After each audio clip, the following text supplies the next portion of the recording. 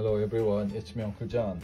Today I am going to read S3 3154, The Princess and the Baby, retold by Penny Frank.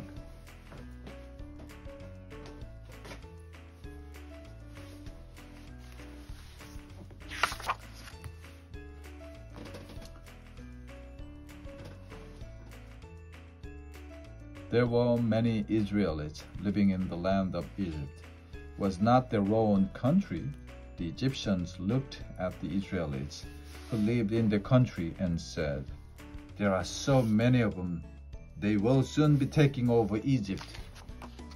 There was a new king in Egypt.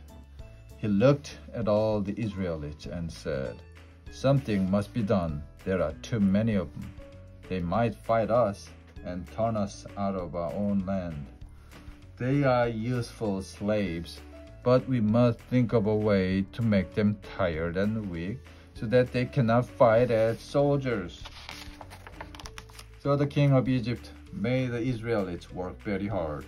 They had to start early in the morning. They went back to their homes when it was late at night. The Israelites had to make bricks for the Egyptian cities. They had to do all the hard work on the farms too. They became hard and tired, but they were still stronger than the Egyptians. The Egyptians were afraid of them. "I have a good idea," said the king. "We will kill all the baby boys when they are born. Soon they will have no young men to fight us." So the king of Egypt told the people, "All the Israeli baby boys must be killed." The Israelites were very sad. They loved their baby boys.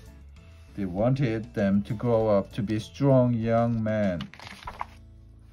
One Israelite woman who had a baby boy said to her little girl, Miriam, "I can't let them kill him.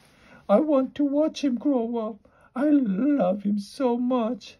So she made a tiny floating cradle for him and put it on the river among the reeds. Every day they put him in his special hiding place. His sister Miriam sat on the riverbank and watched. One day, Miriam saw the king's daughter walking beside the river. She had some servants with her. Miriam did not know what to do. She could not hide the cradle herself. There was no time to get her mother. "What is that?" asked the princess, pointing to the tiny floating cradle. They pulled the cradle to the riverbank, opened the lid, and looked inside. There was the little baby. He was crying, but when he saw the princess, he put out his hands to touch her face. "What a lovely boy," said the princess. "He's an Israelite. I wish I had someone to look after him. Then I could keep him." Then Miriam came down the bank to the path. "I know someone who would look after him for you," she said. "I'll just go and get her." Miriam ran to get her mother. The princess did not know that she was the baby's own mother.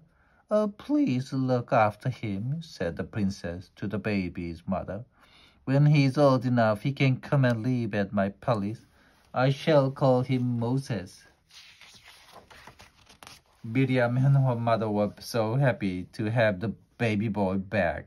No one could kill him now because they knew that Moses belonged to the princess. Every day the little family watched Moses grow. He learned to walk and talk. He laughed and played with Miriam by the river.